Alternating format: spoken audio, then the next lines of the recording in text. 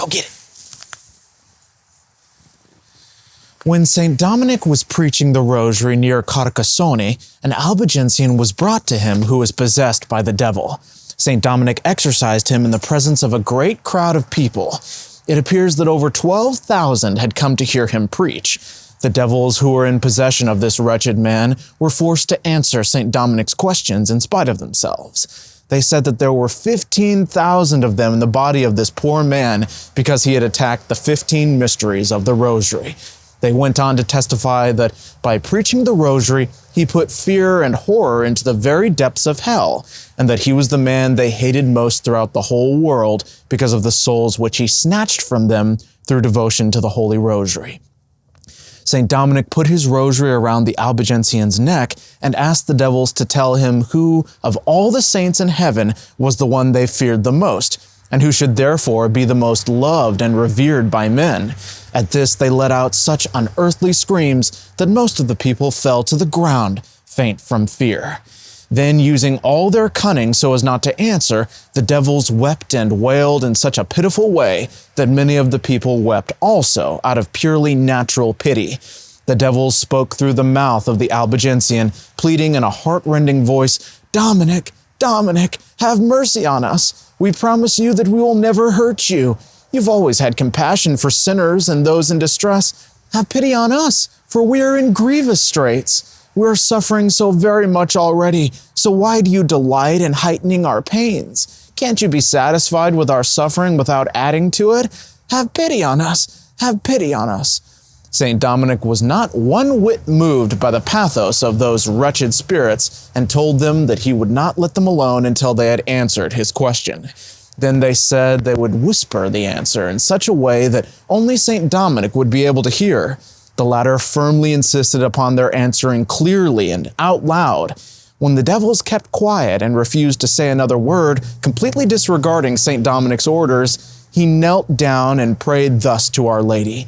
"O all-powerful and wonderful Virgin Mary, I implore you by the power of the most holy Rosary, order these enemies of the human race to answer me." No sooner had he made this prayer than a glowing flame leaped out of the ears, nostrils, and mouth of the Albigensian. Everyone shook with fear, but the fire didn't hurt anyone.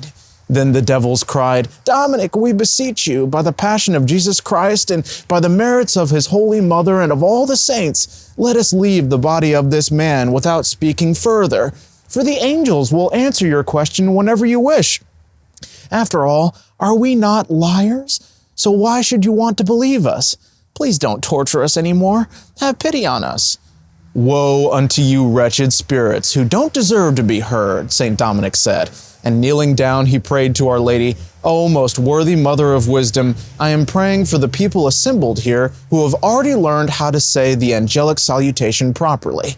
Please, I beg of you, force your enemies to proclaim the whole truth and nothing but the truth about this here and now before the multitude." St. Dominic had hardly finished this prayer when he saw the Blessed Virgin near at hand, surrounded by a multitude of angels. She struck the possessed man with a golden rod that she held and said, "Answer my servant Dominic at once." Now remember that the people neither saw nor heard Our Lady, but only St. Dominic. Then the devils started screaming, "Oh, you who are our enemy, our downfall and our destruction, why have you come from heaven just to torture us so grievously? O advocate of sinners, you who snatched them from the very jaws of hell, you who are the very sure path to heaven, must we, in spite of ourselves, tell the whole truth and confess before everyone who it is who is the cause of our shame and our ruin? Oh, woe unto us, princes of darkness! Then listen well, you Christians. The Mother of Jesus Christ is all-powerful, and she can save her servants from falling into hell. She is the sun which destroys the darkness of our wiles and subtlety. It is she who uncovers our hidden plots, breaks our snares, and makes our temptations useless and ineffectual. We have to say, however reluctantly, that not a single soul who has really persevered in her service has ever been damned with us. One single sigh that she offers to the Blessed Trinity is worth far more than all the prayers, desires, and aspirations of all the saints.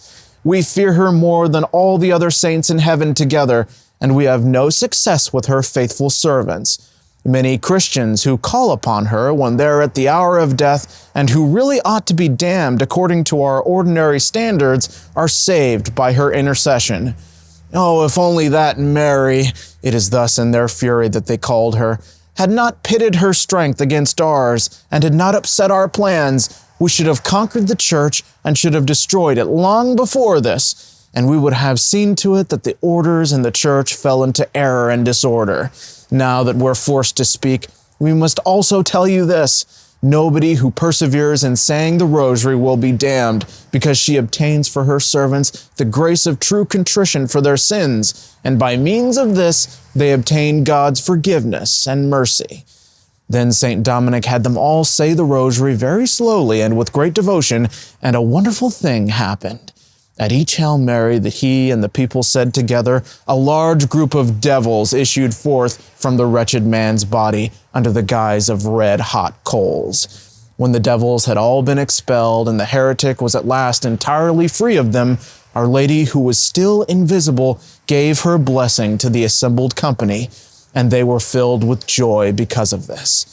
A large number of heretics were converted because of this miracle and joined the confraternity of the Most Holy Rosary. Thank you all so much for listening to this great miracle. God bless you, and Our Lady keep you. Where's your toy? You want me to throw it? Ready? Go get it.